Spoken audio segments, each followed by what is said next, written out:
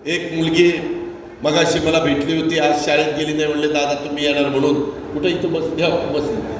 अगं म्हणली शाळा आहे का नाही. नाही म्हणली दादा तुम्हाला बघायचं होतं, तुमच्याबरोबर गाडीत फिरायचं होतं. बघा. आणि म्हणलं मोठेपणी काय व्हायचं, कलेक्टर व्हायचं. बरं किती जिद्द आहे बघा. इतकं छोटं मुलगी आज शिकाटी काय, मला कलेक्टर व्हायचं अशी जिद्द पाहिजे. आणि या जन्माला आलेल्या मुलींना, गरिबाच्या मुलींना आम्ही 18 वर्षापर्यंत 1,01,000 रुपये त्या ठिकाणी देतो. लखपती मुलगी 1,01,000 टप्प्याटप्प्यामध्ये. आणि ती 21 वर्षाची झाल्यावर 21 ते 65 हे आपले 1,500 रुपये महिना. अशा पद्धतीनं समाजातल्या ह्या घटकाला पुढं आणण्याचं काम हे महायुतीचं सरकार करत आहे. याला निधी आम्ही कमी पडू देणार नाही.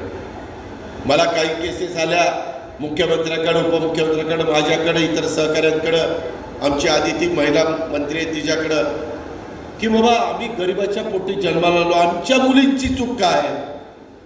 तुम्ही मागासवर्गीय आणि आदिवासी समाजाच्या मुलींना फुकट शिकवता, शिकवा, चांगली गोष्ट आहे.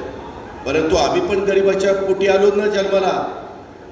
कोण ओबीसी असेल, कोण भटके समाजात असेल, कोण मराठा समाजात असेल, सर्वसाधारण समाजात असेल, सगळ्या समाजामध्ये गरीब काही वर्ग आहे.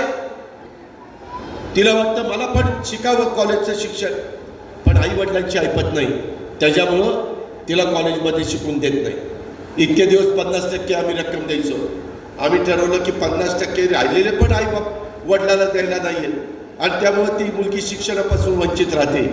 या आम्ही बजेटमध्ये निर्णय घेतला, इथून पुढं गरिबाच्या मुलीला शिकायचं असेल तर शिवशाहू फुले आंबेडकरांचं नाव आम्ही घेतो. नावाकरता आम्ही राजकारण करत नाही. त्यांनी सर्व धर्म समभाव, सगळ्या 18 पगड जाती 12 बलुतेदारांना बरोबर घेऊन गेले. तेच आपल्याला करायचं आहे.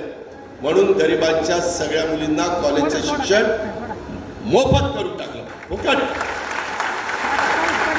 काय तुला डॉक्टर व्हायचंय, इंजिनियर व्हायचंय, पायलट व्हायचंय, IAS व्हायचंय, IPS व्हायचंय, कलेक्टर व्हायचंय, CA व्हायचंय, काय व्हायचंय ते हो, पण पैसे आई वडिलाकडे नाही म्हणून मला शिकता येत नाही, अशा प्रकारची मनामध्येची ज्या भावना ती आम्हाला काढून टाकायची होती आणि म्हणून तो निर्णय घेतला.